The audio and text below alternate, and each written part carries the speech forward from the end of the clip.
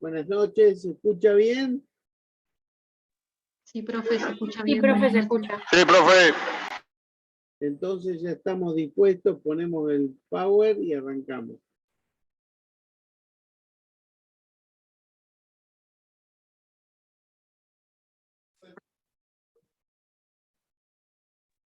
Bueno, para comenzar les digo, bueno, esta es una clase adicional porque me pareció importante resaltar los principios básicos en materia de tributación. Vamos a hacer un concepto general de lo que nos falta de esta bolilla.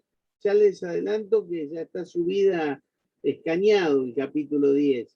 Así que los que vayan a la página lo van a encontrar para poder estudiar para el examen. Quedó claro en que entonces va a ser, por lo menos cada comisión ya fijó sus horarios. La mía va a ser 8:15, pero 8:15 yo le estoy tomando examen a los muchachos o chicas que tienen algún problema de salud o que están... No, ahí te estamos escuchando bien, Eduardo. Juan Manuel te habla.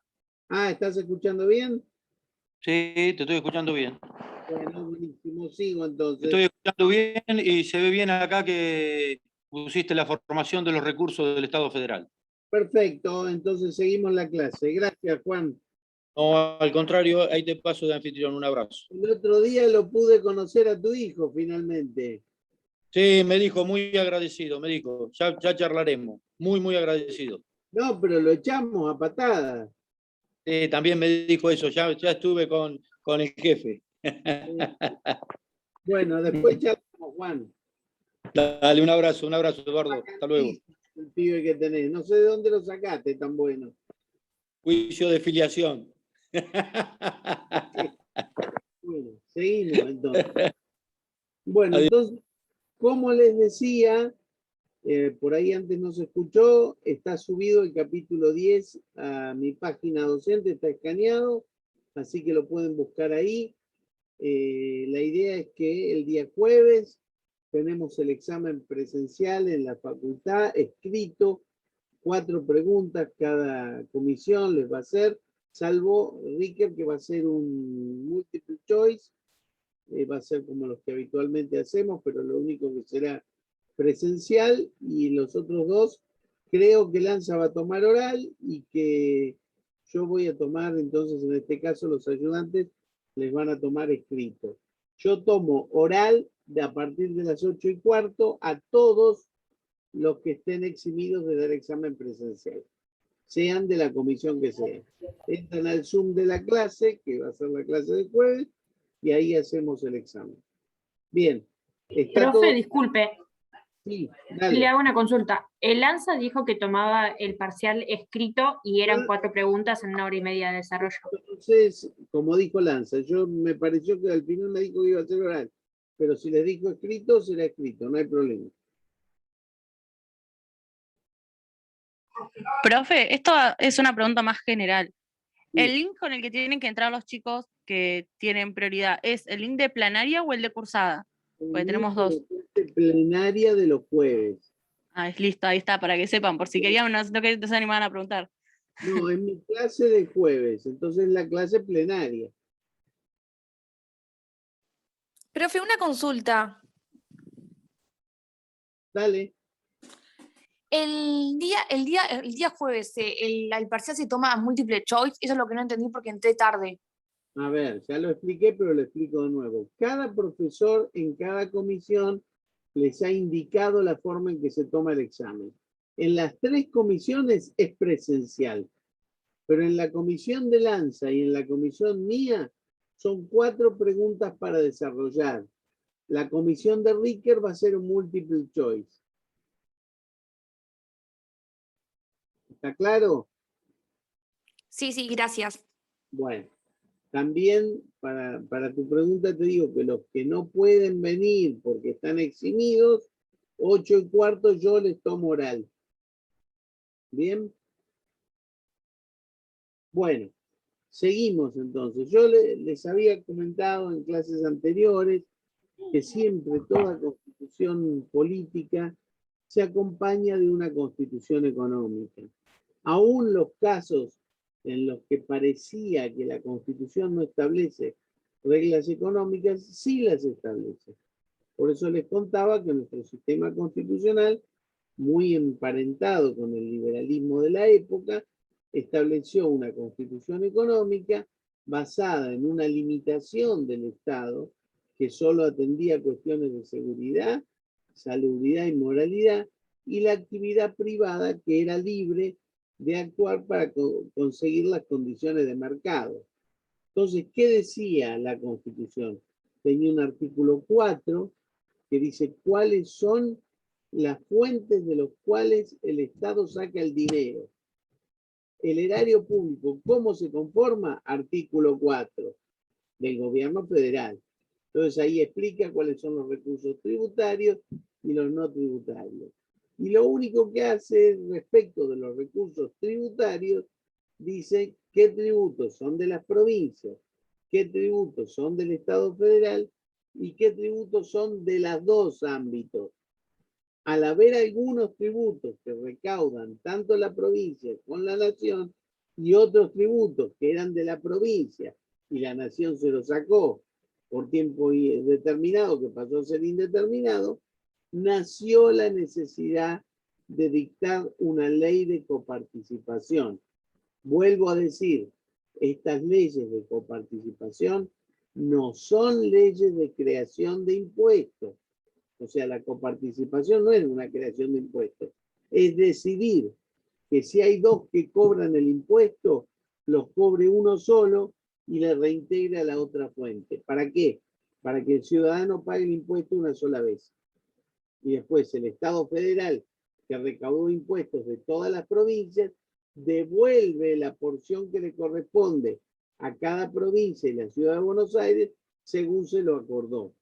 Sucedió que nosotros en la Constitución no teníamos ninguna norma que diga pueden haber leyes de coparticipación.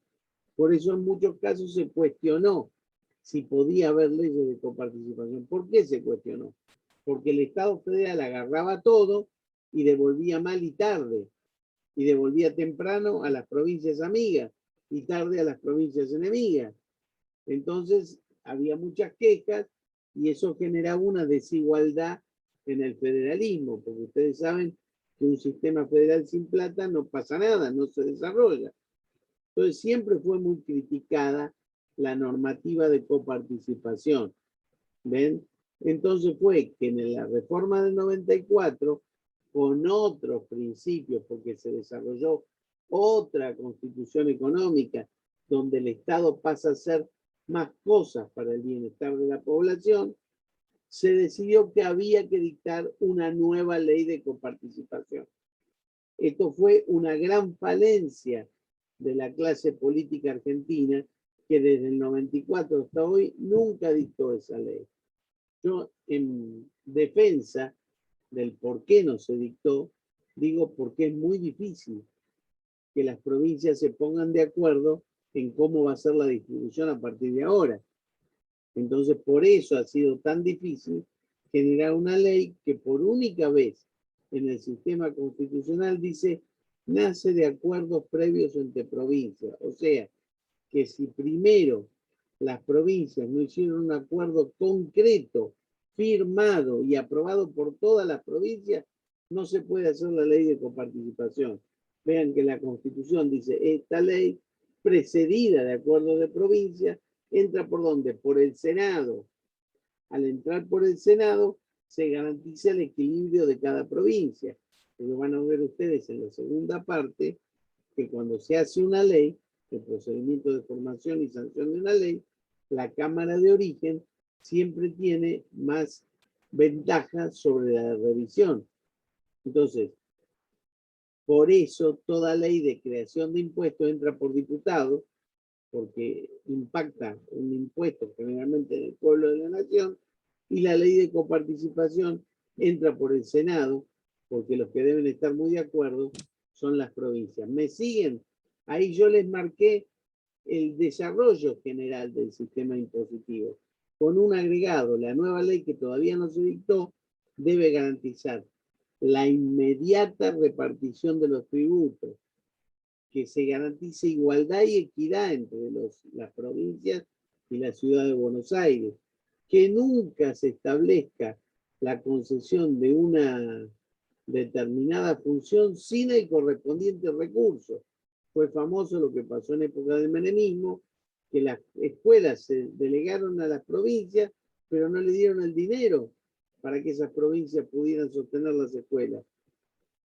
También es cierto que después, con la autonomía de la ciudad de Buenos Aires, una cuenta pendiente era la policía de la ciudad. Se le había delegado la policía, pero no estaban los fondos. Entonces eso está mal conforme la nueva ley de coparticipación. Lo que pasa es que tampoco está tan bien cómo se hizo, porque el gobierno de Macri le dio un dinero a la ciudad de Buenos Aires para conformar la policía, que fue cuestionado por el gobierno federal, porque vino después el gobierno de Fernández y eso le dio una barbaridad, y eso está en discusión en la Corte. Eso está en la Corte porque no hubo una ley de coparticipación que estableció con claridad cuánto hay que dar para este tipo de actividades. Bien, así que ahí tenemos muchos dilemas que hoy van a ser resueltos en la Corte, como por ejemplo, le dije la semana pasada, las competencias en materia educativa de la ciudad, cuando por declaración de emergencia el gobierno federal impedía que los chicos vayan al colegio. Y la ciudad de Buenos Aires dijo, esta es una competencia nuestra. Entonces no nos pueden venir a decir que abramos o cerramos la escuela. ¿Y qué dijo la Corte? El gobierno federal solo lo puede decir si lo fundamenta. Y en este caso no dio ninguna fundamentación.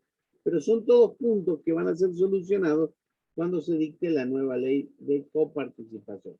Yo rápidamente les voy a decir algunas cositas que ya les dije, pero me parece importante que ustedes de alguna manera recuerden estos conceptos. Dijimos que, claro, como en una familia, cuando un gobierno quiere establecer cómo se gasta el dinero, es que no se puede gastar más de lo que se tiene, porque hay que buscar el modo adecuado de proveer a los gastos, pero con el fondo que el mismo sistema genera.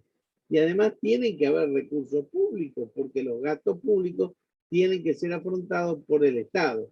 Esto parece una verdad de perogrullo, pero uno tiene que gastar lo que tiene. Y para saber lo que tiene, hay que saber con qué recursos uno puede. Entonces, el gasto público, dijimos, era una erogación monetaria que siempre está autorizada por ley y siempre está realizada por la autoridad competente. Ya vimos qué era el gasto público, quién lo organiza y cuál es la finalidad. Y en realidad nuestra vieja Constitución, la de 1853, se limita a enunciar los recursos que conforman el Tesoro Federal. O sea, el artículo 4 dice, el Tesoro Federal se compone de tales recursos y después con los impuestos dice qué impuestos tributa la nación, qué impuestos tributan las provincias y qué impuestos son de competencia concurrente. Yo en la clase pasada les expliqué cuáles recursos eran tributarios, impuestos, gasto y contribución, y los no tributarios, que son los de pedir plata, que son los de monetario y crédito público, emisión de bonos, tomar préstamos, los patrimoniales, que es lo que tiene el Estado, las joyas de la abuela, los terrenos, todos estos terrenos que tienen los distintos grupos militares a lo largo y a lo ancho del país, bienes que son del Estado Nacional y otros que son recursos que provienen de las actividades del Estado. Algunos no los tenemos más, como por ejemplo teléfonos, telégrafos, transporte de personas, transporte de carga o producción y comercio de algunos bienes. Cuando el Estado empezó a hacer más cosas, tenía más recursos porque se transformó en un Estado que ejercía el comercio. Entonces, el poder tributario del Estado es la competencia que tiene el Estado de pedir tributos en relación a personas o bienes que están en su jurisdicción. Bien, y el tributo es el dinero que me sacan para después decidir que se va a utilizar para el bien común. Bien, ¿cuáles son las cuestiones principales que invitaron a los convencionales constituyentes a formar el Tesoro Nacional? Primero había que consolidar a la nación de una forma jurídica. Lo primero que había que hacer era incorporar a Buenos Aires, porque tenía la fuente de recursos más importante, que era el puerto y la aduana. Y después había que respetar la autonomía de las provincias, que aparte ya estaban muy endeudadas, o sea, que el Estado federal con el dinero de aduana tenía que ayudar a las provincias. Y tenían que tener en cuenta que el engranaje importantísimo para que funcione la economía de la Argentina estaba en Buenos Aires, que era la aduana de la ciudad de Buenos Aires.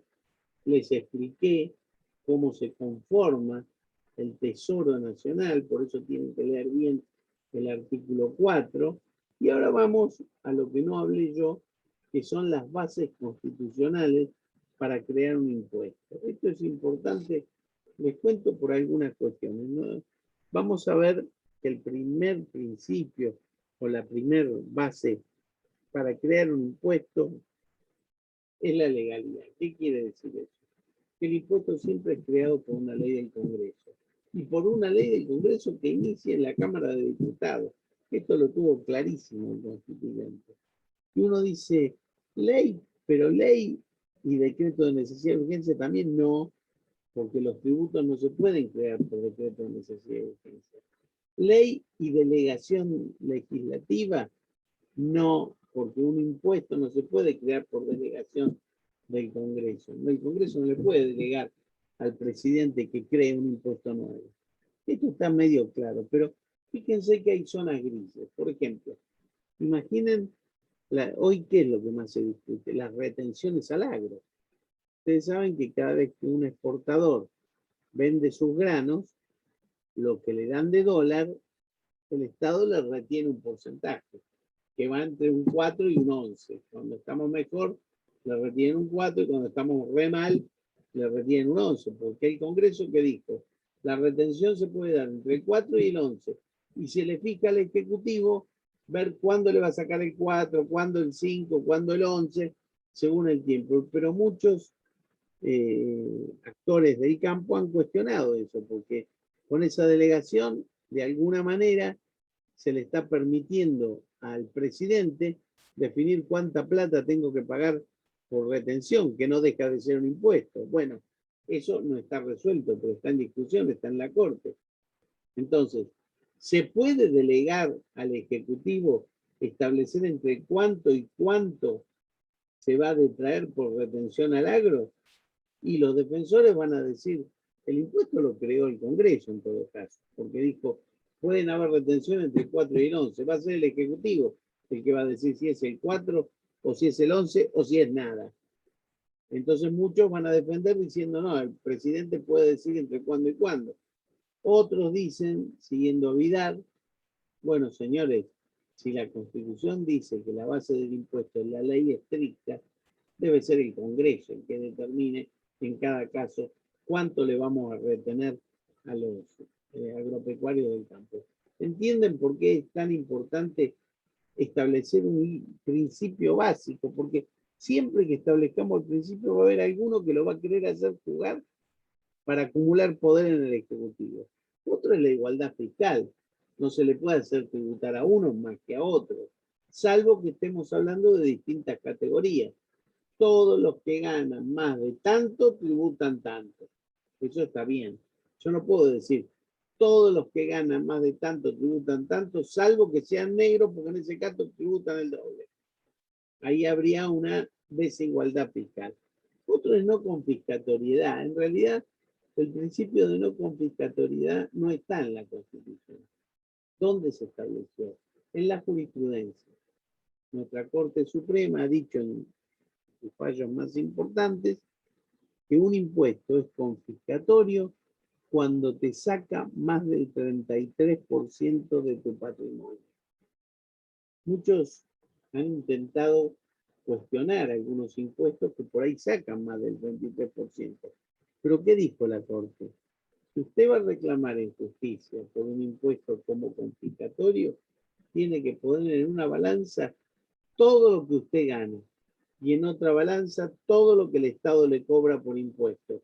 Si en ese equilibrio a usted le sacan más del 33%, eso es confiscatorio y hay que anularlo. Lo que pasa, ¿por qué la gente se echó para atrás?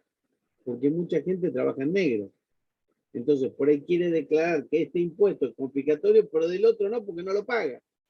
Entonces, eso ha permitido que el Estado sea confiscatorio en algunos impuestos, pero no se lo puede reclamar porque el que quiere reclamar sabe que en el otro lo evadió. Entonces, por ahora, esa situación es la que le permite al Estado federal ser arbitrario en muchos casos, porque el agente de tributación, que es el ciudadano que paga el impuesto, trabaja más en negro que en blanco. Pero hay otra realidad frente a eso. Ningún Estado funciona bien con tantos impuestos. Un Estado, para que funcione bien, tiene que tener pocos impuestos que sean exigibles. Usted va a Estados Unidos, por ejemplo, y quiere comprar un paquete de cigarrillos, vale $1, no sé, más 30 centavos de impuestos. Y esos 30 centavos de impuestos lo tiene que pagar ahí en caja cuando usted compró el cigarrillo. Inclusive el precio del cigarrillo no dice el impuesto. Le dice, el cigarrillo vale $1. Cuando llegó a la caja, el cajero le dice, $1 más tantos centavos de impuestos. Y a ningún ciudadano que tiene comercio se le ocurre no pagar el impuesto. Entre otras cosas, porque los impuestos en Estados Unidos son pocos y no tan gravosos. Bien, y últimamente los han inclusive rebajado. Nosotros hemos resuelto tomado la decisión para resolver los problemas tributarios del Estado, aumentar siempre los impuestos, por única vez, y excepcionalmente, y mantienen en el tiempo. Por eso muchos economistas de todos los colores dicen lo que hay que hacer acá es cambiar el sistema impositivo. Y eso algunos lo van a aplaudir y algunos van a llorar, porque cuando haya que pagar impuestos y todos tengamos que pagar pocos impuestos, van a ver que debe recaudarse más dinero que cuando muchos evaden todo lo que tienen que pagar. El otro principio es la finalidad. O sea, no puede haber un impuesto que no tenga como objetivo final el bien común. Bien, nadie puede cobrar un impuesto para financiar la educación de la hija o el hijo nuevo del presidente de la nación. Y lo otro es razonabilidad. O sea, tiene que ser razonable en función del objetivo trazado. Bien, bueno, dicho esto, vamos a ver un poquitito cada principio en particular. Respecto de legalidad tributaria, tiene una frase latina que dice nullum tributum sine lege. O sea, no me hablen de un impuesto si no hay primero una ley que lo impone. El tributo debe ser creado por una ley emanada por el Poder Legislativo de la jurisdicción que se trate. Si es provincial, por el Legislativo de la provincia, si es nacional, por el Congreso de la Nación, y si se trata de una tasa o contribución o algún impuesto municipal, por el Consejo Deliberante del municipio autónomo de que se trate. Pero además, una ley que establece un tributo tiene que decir claramente cuál es el hecho imponible. Vamos a hacer un impuesto al cigarrillo. Todo el que compre un paquete de cigarrillos tiene que pagar un porcentaje del precio. Los sujetos obligados al pago, todos los que compren cigarrillos, esto debe estar trazado en la ley. La base para su determinación, bueno, hay que poner una base tributaria que no debe ser confiscatoria, un 5, un 2, un 0, un 0,1. La fecha de pago y las exenciones. Este impuesto se paga cada vez que compro el cigarrillo, como el caso del IVA, o si es ganancia, por ejemplo, una vez al año. Yo pago impuestos a mis ganancias. ¿Y cuáles serían las exenciones? Vean ustedes que se ha aumentado el básico de pago de impuestos de ganancias. Los que ganan menos de tanto dinero no pagan ese impuesto. Los que ganan más de una suma tienen que pagar impuestos. ¿Y quién es el órgano competente? Si va a ser la nación, la provincia o el municipio. ¿Qué es esto de igualdad fiscal? La igualdad, la equidad y la proporcionalidad son la base del impuesto y la carga pública. Esto lo dicen los artículos 4 y 16 de la Constitución. Con este principio no puede haber discriminaciones arbitrarias o irrazonables cuando se hacen las categorías de contribuyentes, ni en el monto que sufragan. Aunque se diga, este impuesto lo pagan los más ricos, no se puede ser exorbitante en el monto del impuesto, porque si no, no habría proporcionalidad, o no habría equidad, o faltaríamos a la regla de igualdad. Este principio no es, cuando hablamos de proporcionalidad, este impuesto se saca en proporción a los habitantes de la Argentina, sino a la riqueza grabada, porque dado el caso de igual capacidad tributaria, con respecto a la misma riqueza, se paga el mismo impuesto en iguales circunstancias para todos los contribuyentes que ganan ese dinero o que tienen esa riqueza. El Congreso puede determinar categorías siempre que sea una determinación razonable. Por ejemplo, impuesto a las ganancias de primera categoría, segunda categoría, tercera, según lo que ganen y según la calidad del imponible. ¿Qué es esto de no confiscatoriedad? Esto se infiere del artículo 4, cuando dice el Congreso puede imponer equitativa y proporcionalmente los impuestos, pero concretamente fue determinado por la Suprema Corte de la Justicia de la Nación.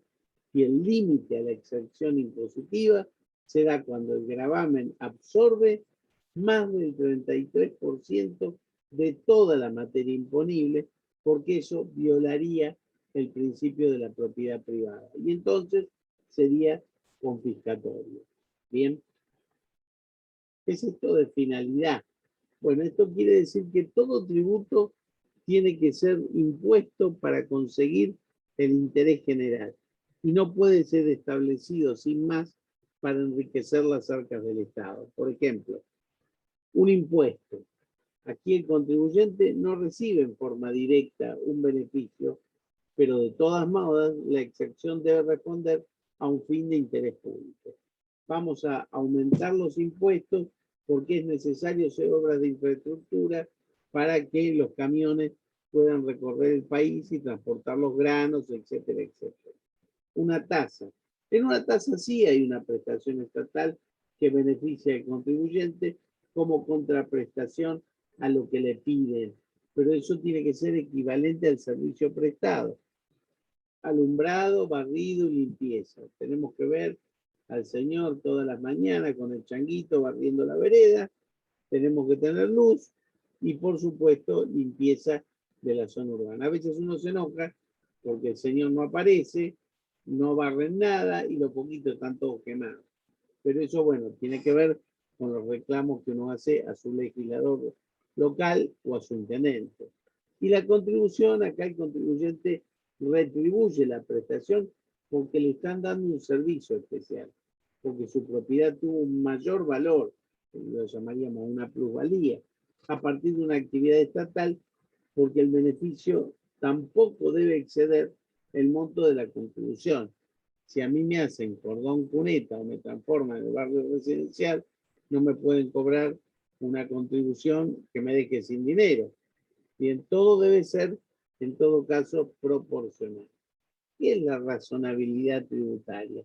Ustedes vieron que el artículo 28 con el 14 dice, todos los habitantes gozan de sus derechos conforme a las leyes que reglamentan su ejercicio. O sea, yo puedo gozar de mi derecho de la propiedad privada, pero puede haber una ley que me saque una porción de mi propiedad para el bien común. Que el 28 dice que las leyes deben ser razonables, o sea, no deben alterar el derecho que están reglamentando. La doctrina y la jurisprudencia de la Corte estableció la necesidad de que haya razonabilidad cuando se pondere la materia tributaria. Muchos actores políticos están diciendo que hoy justamente toda la materia tributaria que tiene que ver con nosotros mismos, con la sociedad argentina, no es razonable, porque es excesiva y en algunos casos confiscatoria. Entonces, la ley tributaria no debe ser distinta de cualquier otra norma legal. Tiene que ser razonable. Las discriminaciones para gravar sin lesionar la igualdad deben ser razonables y el monto de las cargas también debe ser determinado en forma razonable para no violar la propiedad privada de los habitantes. Bueno, acá yo le hice una listita de los tributos del gobierno federal y los tributos de los gobiernos provinciales. El tributo más importante del gobierno federal son los gastos de aduana. Cada vez que uno trae algo de afuera y paga el aporte de aduana, eso va siempre al gobierno federal, nunca se reparte con las provincias. También los impuestos indirectos en concurrencia con las provincias, en forma permanente, y los directos en forma transitoria. Lo cierto es que hoy el Estado federal cobra los indirectos en forma permanente con las provincias y los directos también, porque en forma transitoria los tomó. Digamos, a las provincias les quedan las rentas sobre las propiedades y los impuestos de patente y algo más. Bien. Para el caso de la capital, el Congreso de la Nación era al mismo tiempo su legislatura local, ahora ya no es así. Bien, claro, en el federalismo fiscal, el Congreso dicta la legislación de fondo, regula el comercio interjurisdiccional y da privilegios de carácter tributario, estableciendo que algunos bienes sean de utilidad nacional. Por ejemplo, puede ser que ustedes saben que en Mar del Plata está un lugar que es el lugar del ferrocarril. Todo ese territorio o un polvorín militar que haya en cualquiera de los bases. Son territorios que si vienen de la comuna, se establece que son de utilidad nacional. Que sean de utilidad nacional quiere decir que las usa el gobierno federal, pero eso no le quita que tengan que pagar los impuestos correspondientes al gobierno local. Muchas veces se cuestiona en la zona de ferrocarriles, a quién hay que pagar la habilitación para los comercios que están en el alrededor de los trenes, cuando uno baja o sube al tren, que compra esto, compra el otro. Bueno, muchos decían eso es patrimonio del gobierno federal y no tienen que pagar impuestos locales. Con la reforma del 94 se dijo que todo lugar que haya sido declarado de utilidad nacional o de instancia nacional, igual paga los tributos provinciales o locales correspondientes. Y los gobiernos federales tienen los impuestos indirectos en concurrencia con la nación, los directos los tendría siempre permanentes, pero ya no los tiene porque se los sacó la nación, y por supuesto la provincia puede delegar potestades tributarias en el municipio. Acá se acaba de dictar un fallo por parte de la Corte Suprema, hace unos 10 días, donde se declara que las potestades de tributación municipales no se delegan, son propias de los municipios autónomos. Con esto, muchachos, yo quería por lo menos aclararles sintéticamente cómo era la bolilla 10 para que ustedes la estudien. En este ratito que nos quedan, si ustedes tienen alguna pregunta que me quieran hacer de algún tema del programa que les parezca que no lo entendieron bien o algo que les genere una duda, por supuesto que me pueden preguntar. Doctor, yo tengo una duda. Sí, dale. En el caso de los jueces, con respecto al impuesto a las ganancias, ¿eso significa Sí. una desigualdad fiscal en nuestro país o no necesariamente? Porque todos los que son jueces no pagan ganancias. Si hubiera alguno, hoy se puede hablar de que habría una desigualdad, porque lo que pasa es que esta es una garantía que está establecida en la Constitución, no particularmente respecto de ganancias, sino cuando dice la Constitución, los jueces no pueden ser alteradas sus remuneraciones. Entonces, si a la remuneración de un juez yo le quito ganancias, le estoy alterando el importe remuneratorio. Esto estaba fijado en un momento en que se entendía, hoy también se lo entiende, que como los jueces van a determinar si los impuestos son constitucionales o inconstitucionales, no sería lógico que los paguen porque ellos son los que definen su constitucionalidad. Entonces habría dos argumentos para mantenerlo. Primero, que los jueces no pueden alterar de su remuneración. Y segundo, que los jueces definen si los impuestos son constitucionales o inconstitucionales. Ustedes igual saben que hoy los jueces que comienzan a jurar a partir de hace 3, 4 años, ya pagan ganancias. Están en una categoría donde ya tienen que pagar ganancias. Otros jueces que tienen la garantía constitucional no las pagan. Igual, un juez no paga ganancias por su salario de juez, pero sí la paga por cualquier otra actividad que haga. Los jueces no podemos hacer muchas actividades, pero sí podemos ejercer docencia e investigación. O sea que a nosotros los jueces, cuando nos pagan el salario docente, o cuando hacemos investigación, o cuando nos pagan por una conferencia, ahí tenemos que tributar ganancias. No sé si te queda clara cómo es la idea, cómo es el concepto. Sí, sí, muchas gracias. Bien. ¿Alguna otra pregunta? Doctor, ¿le puedo hacer una pregunta acá? Sí, dale. Usted dice ahí en los cuestionarios que están al final de cada unidad, en una que dice, explique la manifestación visible de la crisis de los postulados del constitucionalismo clásico. Estuve leyendo yo ahí, pero no alcancé a captarla bien esa. Y el constitucionalismo clásico prefiere un Estado mínimo, esto es la regla de las libertades públicas francesas, que se ocupen de la libertad, seguridad y salubridad, y no interfieren en los postulados económicos de la ciudadanía, porque entienden que la economía está regulada por el mercado. Entonces, enfatiza la idea de la propiedad privada y todas las garantías formales, la igualdad ante la ley, el debido proceso. En vez de la segunda generación de derechos, establece un derecho más sustancial. O sea, el constitucionalismo social es un constitucionalismo más denso que, saliendo de lo formal, dice, bueno, si todos tenemos que tener derecho a la vivienda digna, el Estado tiene que hacer planes de vivienda. Entonces ya hay otro rol del Estado. Por eso el constitucionalismo clásico está emparentado con un Estado que tiene roles específicamente determinados. Perfecto, gracias, ahí está. Tenía la idea, pero no. Gracias. ¿Qué más? Profe, buenas noches. Sí, Una o dos preguntas. dale. En la enumeración de las causales de la crisis del federalismo Sí, argentino, una dice disciplina de los partidos políticos nacionales, claro. pero puede ser que, porque no la entendí, porque si hay disciplina y los partidos políticos funcionan, ¿eso ayuda a garantizar el federalismo o no? Bueno, yo te diría que no, porque la disciplina del partido está vinculado porque la mayoría de ese partido dentro del Congreso responde a los intereses del presidente, que también es jefe del partido político que lo designó. Entonces, por ahí un legislador quiere votar de una manera, pero su partido le dice, usted tiene que votar así, porque que a su vez el presidente de los radicales o de los peronistas pide esta ley porque si no, no puede gobernar. Todo el tipo dice, pero yo tengo mi vocación particular, a mí el pueblo me votó para que vote según mi convicción, pero el partido político le dice, no, viejo, vos llegaste por el partido político y si no te gusta, renunciá. Porque Claro. si no, entonces, esa disciplina de los partidos políticos, mala idea, te lo pongo en un momento importantísimo de la institucionalidad argentina. El gobierno de Alfonsín.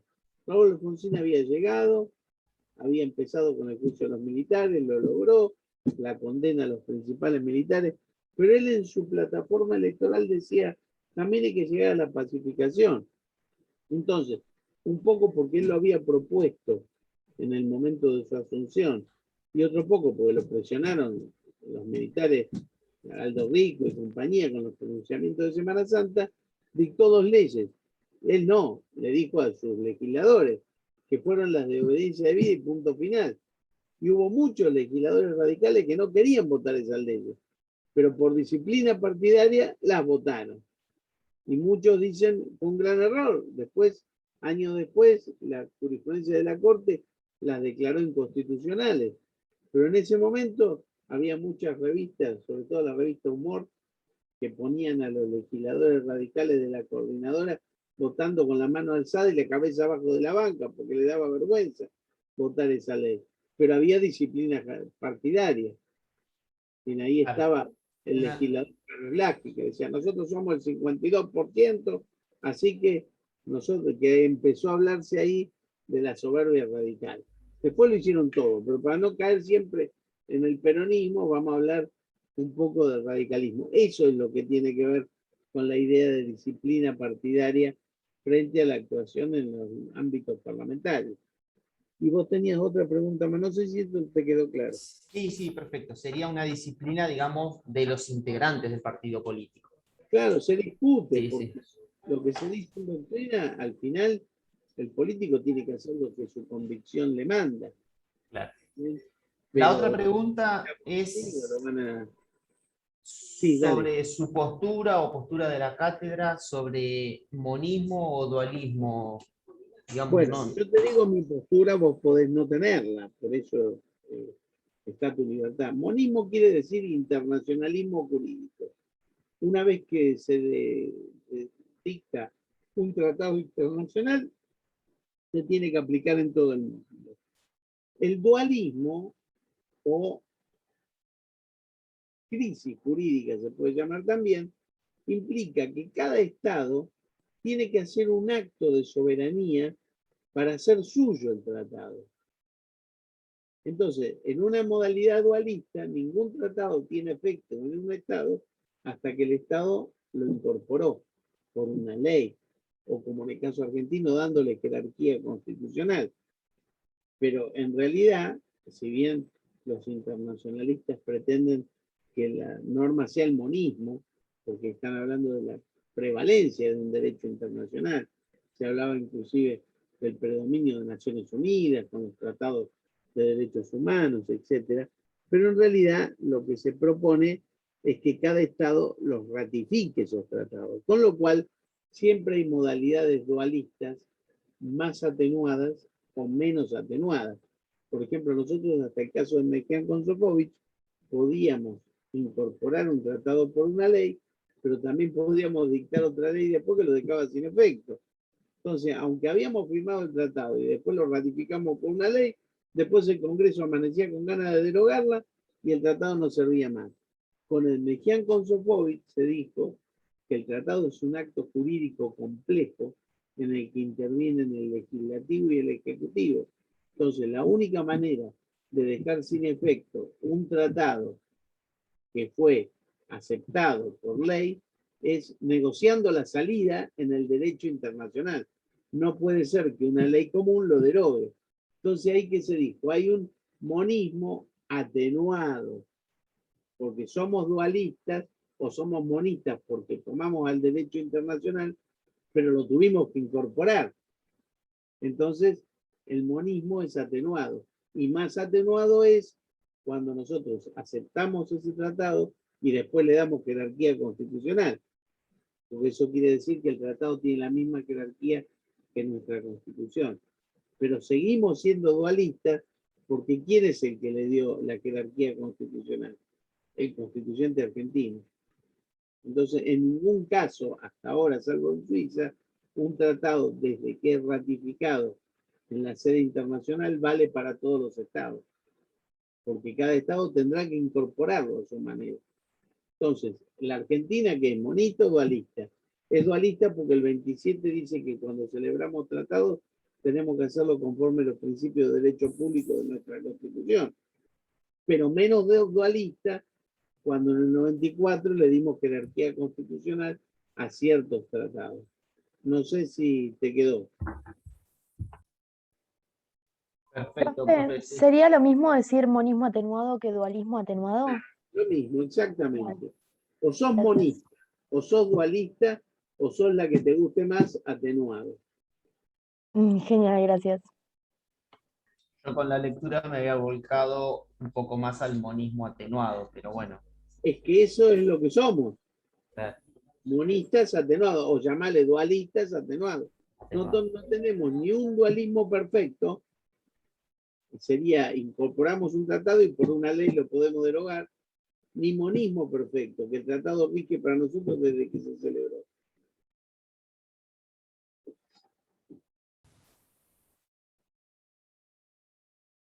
Sí, ¿qué más? Profe, ¿sabe que la bolilla número 4, si no me equivoco, ¿Qué es? Perdón, te fuiste. No, desapareció Trevisol. Bueno, mientras tanto... Hola. Sí. No, Matías Rodríguez. En ese contexto sí, como lo expliqué. Pero tienen ahí un capítulo entero del libro que habla de esa cuestión. No me acuerdo el número, pero hay un capítulo que desarrolla el tema. El tomo 1. Profe, disculpe, ¿le puedo hacer una pregunta? Capítulo 7, profe. Habla de monismo y dualismo. Muy bien. Que es derecho constitucional internacional. Sí, había alguien que me quería hacer una pregunta, una chica. Sí, profe, hola. Mi consulta es de la Constitución distingue los tratados que son celebrados con naciones vecinas que con naciones latinoamericanas que con las que no. ¿Por qué? Porque no son cualquier tratado, estás hablando de tratados de integración. Los tratados de integración, primero tenés que ver cómo se celebran y después qué jerarquía tienen. ¿Cómo se celebran? Y ahora te lo explico. La jerarquía es superior a las leyes, igual que los simples tratados. No tienen jerarquía constitucional los tratados de integración.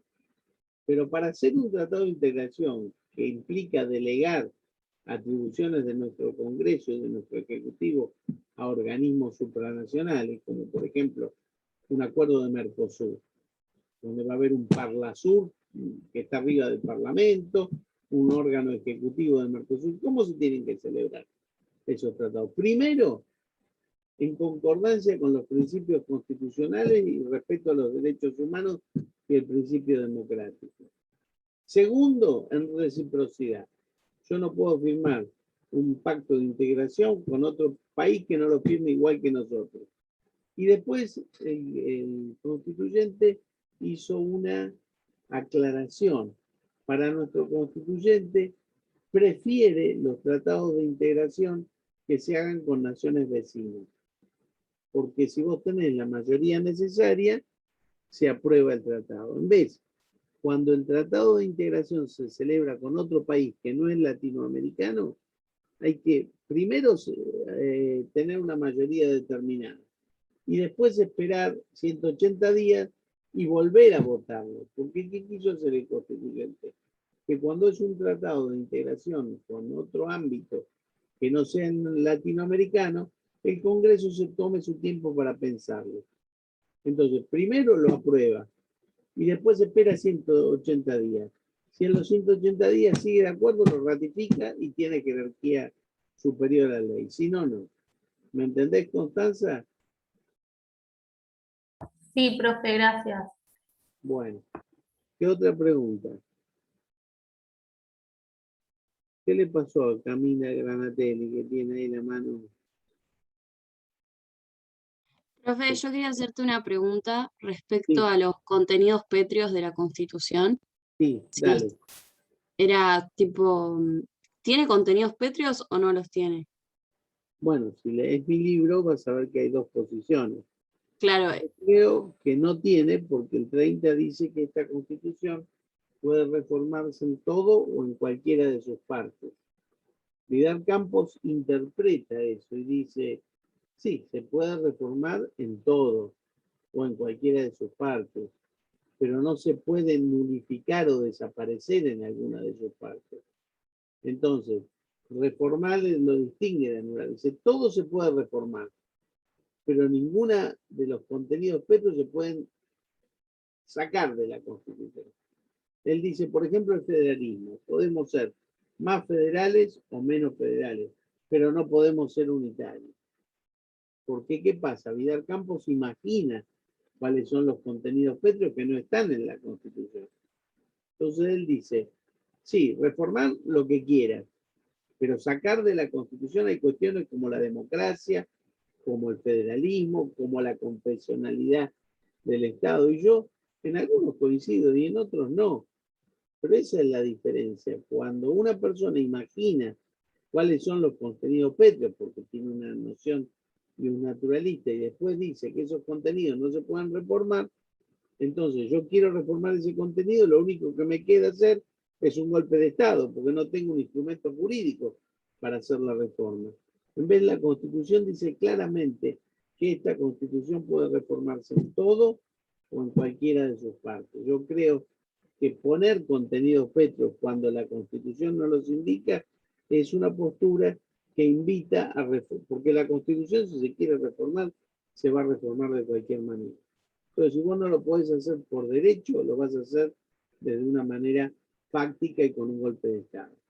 Así que esa es la crítica que muchos le hicimos a Germán Vidal Campos, aunque sus contenidos pétreos eran totalmente democráticos, salvo algunos.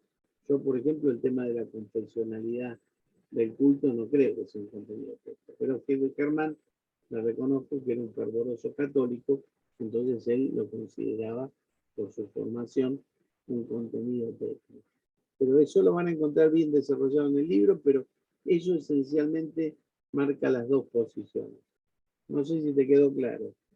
Sí, profe, muchas gracias.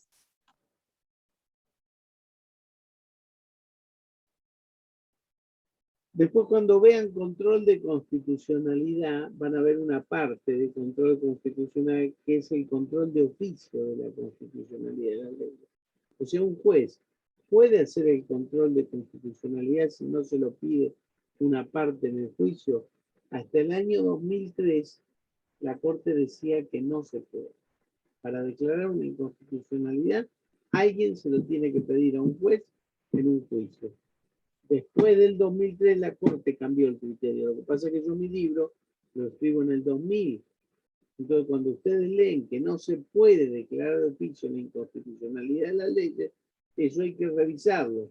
Yo por eso, si van a la página, en la bolilla de control de oficio, van a encontrar un agregado para leer. Ahí van a encontrar el agregado que habla del caso Milde Pereira, donde la Corte cambia el criterio y dice, toda vez que un juez advierta una inconstitucionalidad, tiene que declarar.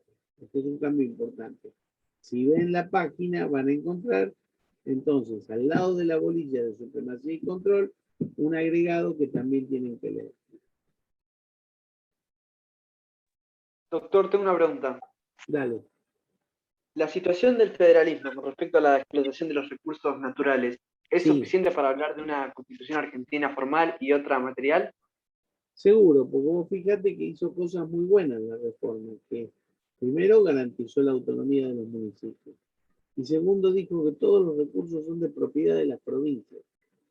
Pero en un caso que se llama YPF contra yacimientos de Mendoza, la Corte dijo, ¿qué pasaba?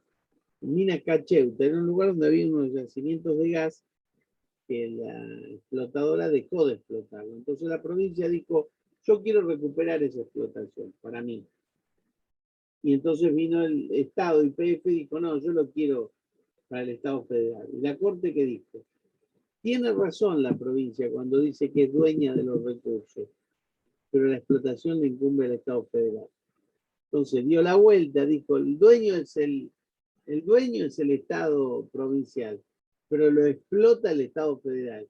Eso significa que le tiene que devolver regalías. Por eso las provincias petroleras del sur tienen un poco más dinero que las del norte, porque el Estado federal que explota sus recursos le tiene que pagar regalías por eso. Pero en realidad, si el recurso es de la provincia, debiera explotarlo la provincia o negociar con el Estado federal. Por eso acá podemos decir que la Constitución es más formal que material, porque dice una cosa y en los hechos pasa otra. ¿Esa es tu duda? Sí, iba por ahí. Muchas gracias.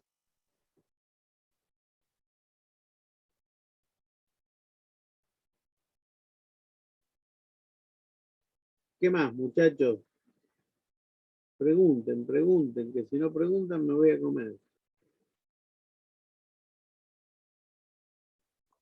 Profe, no es una pregunta, pero una compañera acaba de escribir en el grupo de la Comisión 5 diciendo que le va a mandar un mail porque se acaba de dar cuenta que está mal anotada en una de las comisiones. Así que nada, para que esté al tanto. ¿Pero está en alguna comisión? Sí, ella está en una comisión, pero está mal ¿Qué? anotada. Es ¿Y en cuál María, está? ¿Está anotada en cuál? no dijo, pero dijo que le avisemos que le iba a mandar un mail. La Bueno, compañera se listo. llama María Elena Sen. Cuando me lo mande lo veo.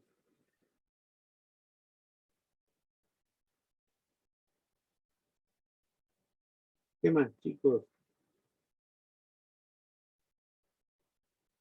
Profe, Sí, cuando... más fuerte, más, con más ganas. Me preguntas así, directamente no te respondo. Perdón, cuando Ahí, un juez dale. puede declarar una ley inconstitucional, es solo para ese caso en particular, ¿no? Claro, para ese caso y para esa persona.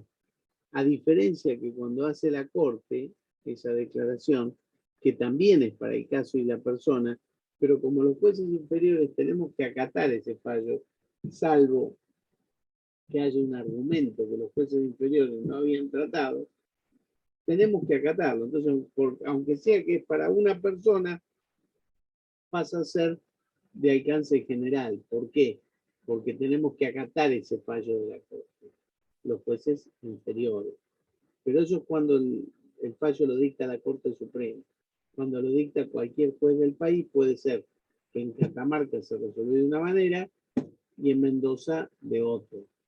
Eso se va a unificar recién cuando la Corte de Casación o la Corte Suprema unifique la jurisprudencia. ¿Me seguís? Sí, o sea que la Corte Suprema son los únicos que tienen la potestad de declarar una ley inconstitucional y que esa ley sea derogada. A ver, no, si me pones eso te voy a agochar.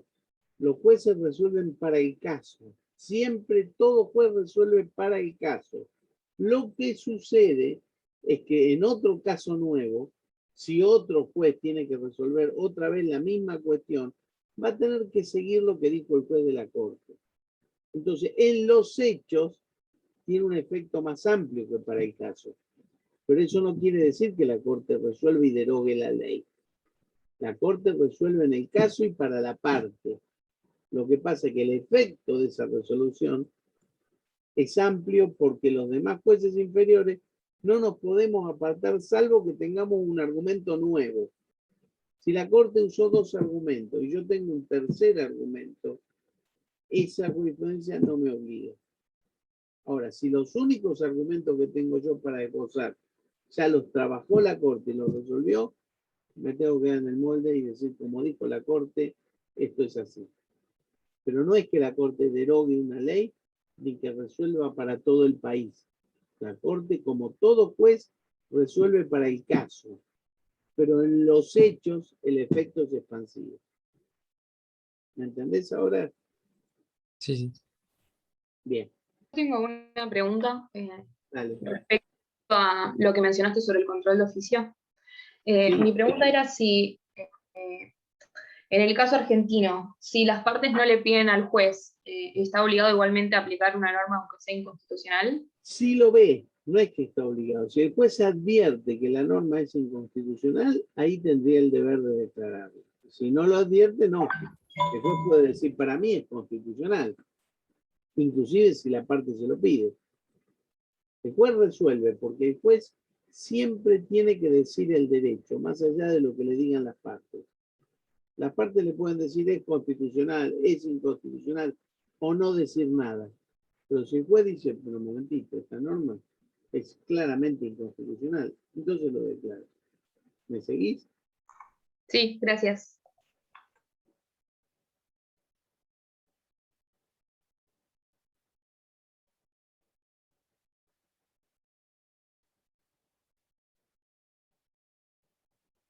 ¿Otra preguntita?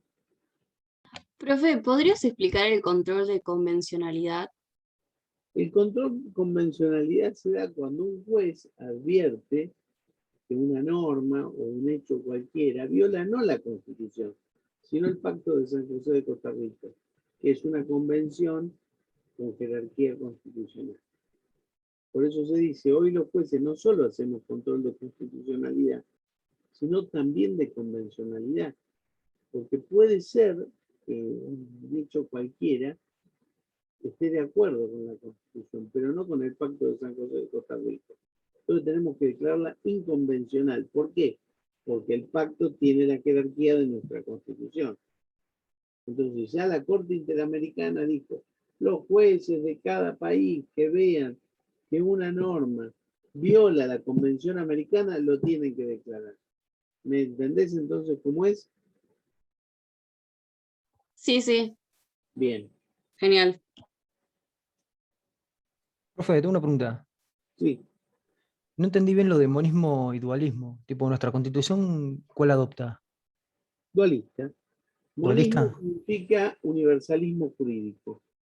Cada vez que los países se ponen de acuerdo y celebran un tratado, con el Pacto de San José de Costa Rica, cuando entró en vigencia, tiene que entrar en vigencia para todo el mundo.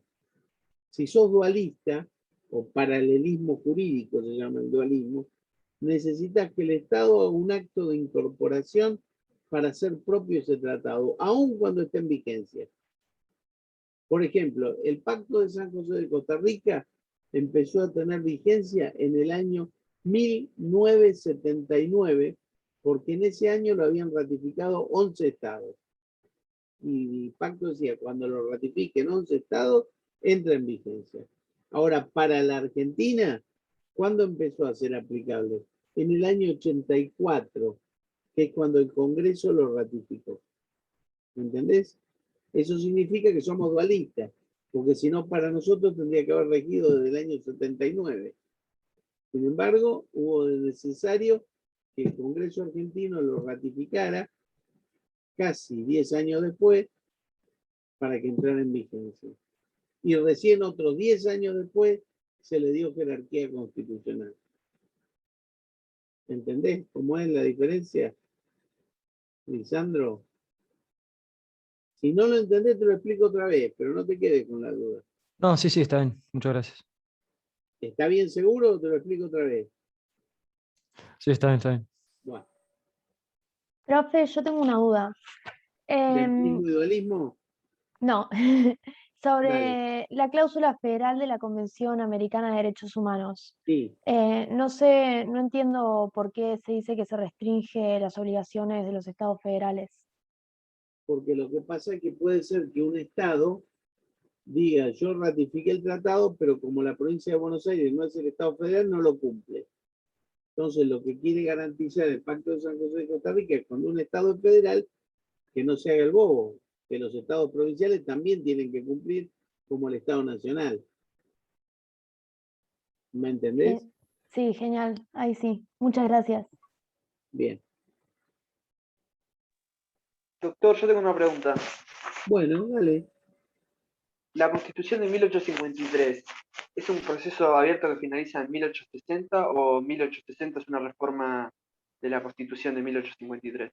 En 1860 fue la primera reforma inconstitucional que se hizo. Pero yo no lo considero un periodo abierto. Yo digo que la Constitución inició en 1853 y en 1860 se reformó inconstitucionalmente. Esa reforma inconstitucional fue aceptada como la reforma del 14 bis, que le hizo un gobierno militar. Bien, sin la participación, por ejemplo, del peronismo. Pero en los hechos se aceptó. Entonces nosotros tenemos reformas constitucionales y reformas inconstitucionales. La primera reforma inconstitucional es la de 1860. Hay autores como Vidal Campos que dicen el proceso estaba abierto. Empezó en 1853 y se cerró en 1860 porque la Confederación no podía vivir sin el Estado de Buenos Aires. Por eso es una vocación de Vidal de amalgamar y no reconocer que ahí hubo una clara inconstitucionalidad. Otros autores como Espota dicen que el poder constituyente fue múltiple. Se dio en 1853 y se dio también en 1860. Y ahí se cerró. Vos elegí la posición que quieras. Bien, muchas gracias. Bueno.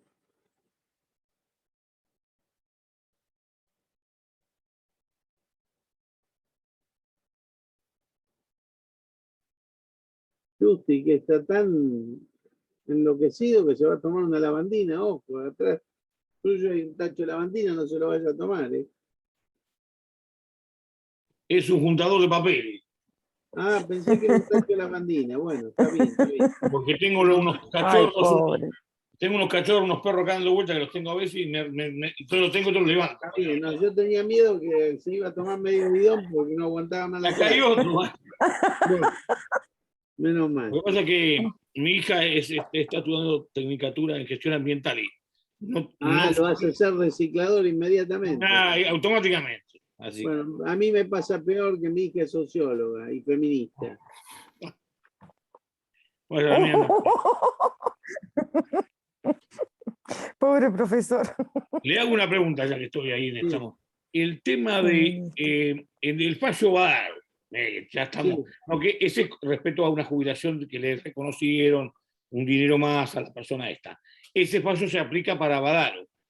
Sí. No es, digamos, universal. Le voy a explicar. Ese fallo tuvo una aplicación colectiva por la característica del precedente. Ahí lo que dijo la Corte es: no puede ser que las actualizaciones y los aumentos a los saberes jubilatorios los dé el Poder Ejecutivo cuando los debe dar el Congreso de la Nación.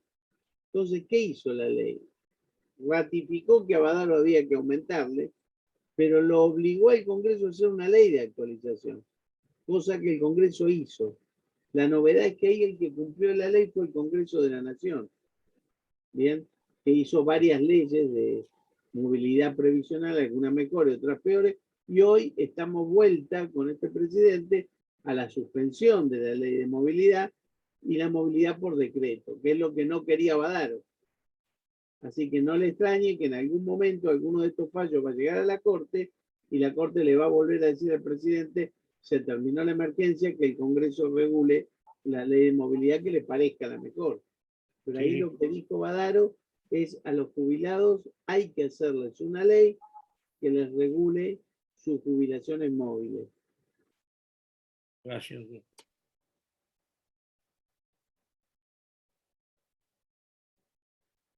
¿Qué más?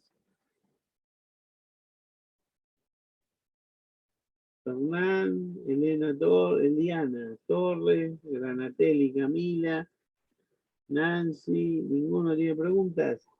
No, doctor, solamente lo que le quería comentar, que estaba hablando con Mariano, que es mi pareja, estamos enfrentados siempre cursando, esto de que hablábamos de los contenidos pétreos, ¿no? La modificación de lo que vendría a ser el sueldo de los jueces, digo, ¿lo tomamos hoy como un contenido pétreo o no?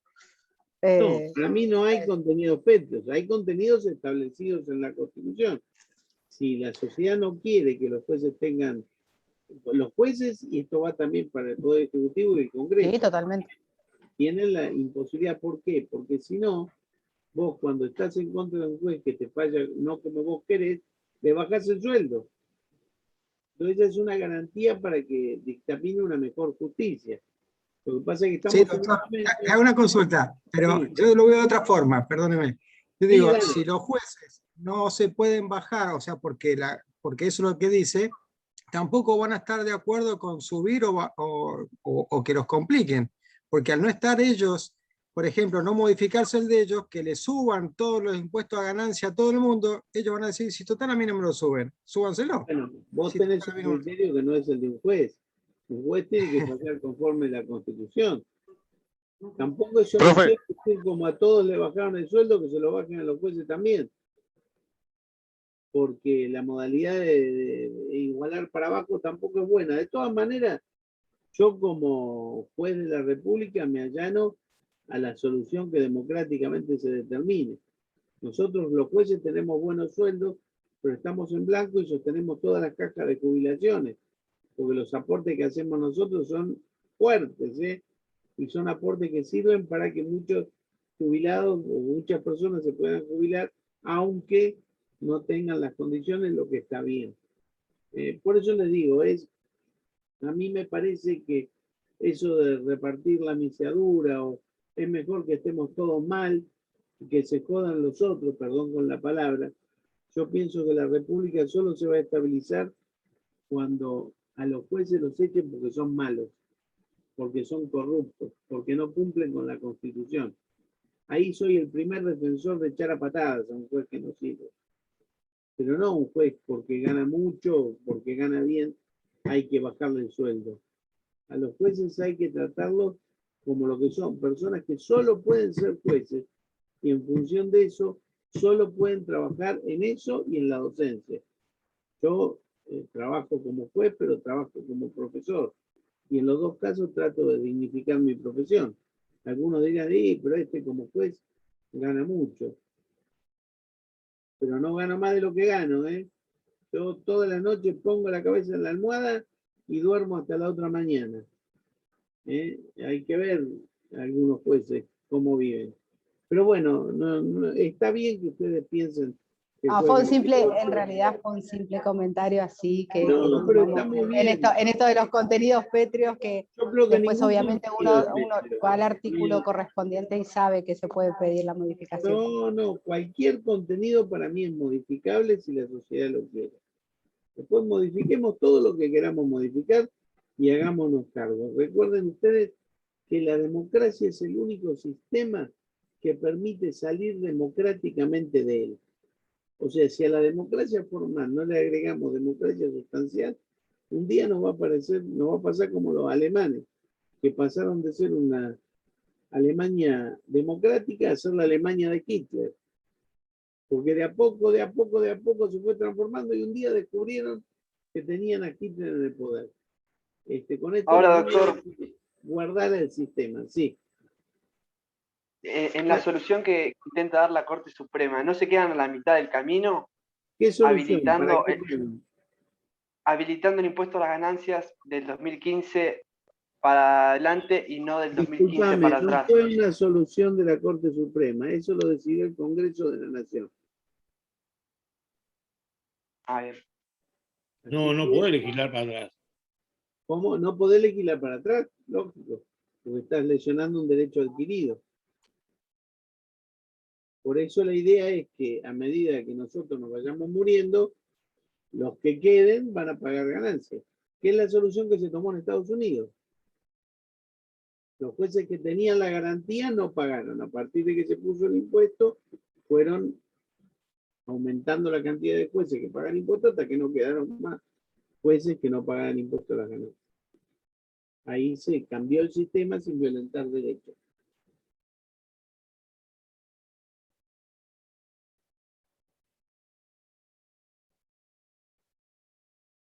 ¿Alguna otra? No hay problema, muchachos. Igual yo entiendo que ustedes piensen que hay que bajarnos el sueldo, que hay que pagar ganancias, pero está muy bien, no hay ningún problema. Yo sé que en este país todos la estamos pasando, algunos más, algunos menos, pero bastante menos. Profe. Sí. No sé si ahora me escucha. Tengo que cortar el video cuando hablo porque anda mal la señal. Hace poco hubo un impuesto a la riqueza que había muchos debates, tanto en el Congreso como afuera. Las personas que lo tenían que pagar se quejaban mucho. Es más, hay personalidades importantes que han requerido a la justicia, no por el impuesto a la riqueza. Y me parece haber leído en la Constitución en alguna parte o en un libro que el Estado o el Estado Nacional en momentos de contusión social o cuando pasan problemas como el que hubo con la pandemia, tiene el derecho de cobrar impuestos de esa magnitud o de ese tipo. Son excepcionales. Está discutido porque el impuesto no debe ser excepcional. Esa te la debo, ¿sabes por qué? Porque son cuestiones que pueden pasar por un juzgado federal y como eventualmente me puede tocar expedirme en el tema, no te voy a dar mi punto de vista, pero sí que la cuestión está debatida. En algunos casos dicen que se puede y en otros que no. Pero la solución la dejo en tu conciencia, porque yo no te la puedo adelantar. No, está bien, profe, yo más o menos pensé algo, pero bueno. Claro, no es lo mismo lo que pienso yo que lo que puede pensar usted. No, lo que te quiero decir es que hay fundamentos para las dos posiciones. Algunos dicen puede ser un impuesto excepcional, otros dicen ningún problema de ninguna nación se arregla agregando más impuestos. Bien, pero bueno, esta es una postura que se define políticamente y se define cuando la Corte Suprema tenga la última palabra. Pero en tanto eso no esté definido, yo no te puedo adelantar mi pensamiento en ese punto. No, entiendo, profe, entiendo lo que me está explicando. Igual. Sí. Perdón, pero hago una consulta. En ese caso, por ejemplo, yo no tengo nada que ver, te digo, pero si de repente en ese impuesto que era la riqueza, estarían haciendo un doble impuesto, porque ya esas personas ya pagan impuestos a la ganancia, pagan todo, ya han pagado por esa riqueza. Por eso, Mariano, te digo que hay posiciones que dicen que sería un impuesto inconstitucional. Porque uno paga por ser rico, si no le hace pagar 2 veces por ser rico. Pero otros dicen que es tan excepcional el supuesto, y es una pandemia mundial, etcétera, que sería por única vez, digamos, esto lo va a resolver la Corte y lo va a resolver políticamente. Pero entiendo tu argumento, porque es viable totalmente.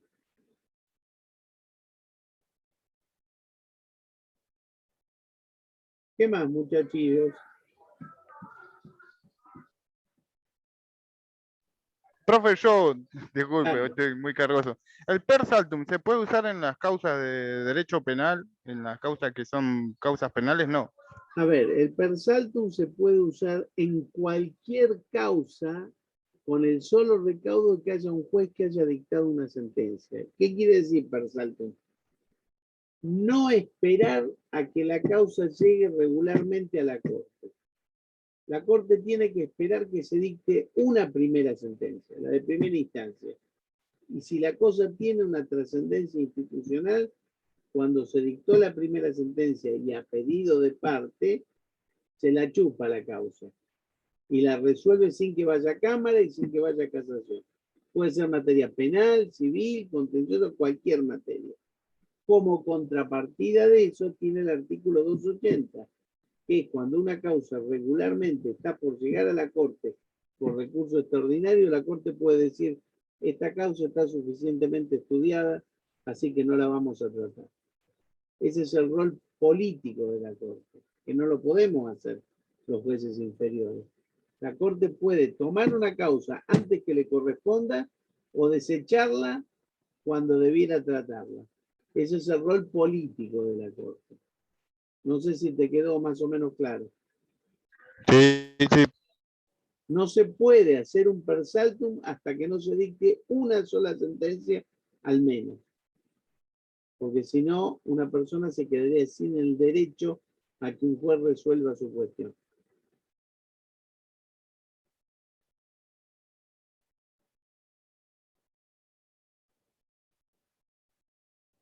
¿Alguna otra preguntita? Bueno, lo dejamos ir a cenar, profe. Bueno, muchísimas gracias. Hasta luego. Suerte en el examen. Chao, profe. Buen fin de- Gracias, profe. Nos vemos.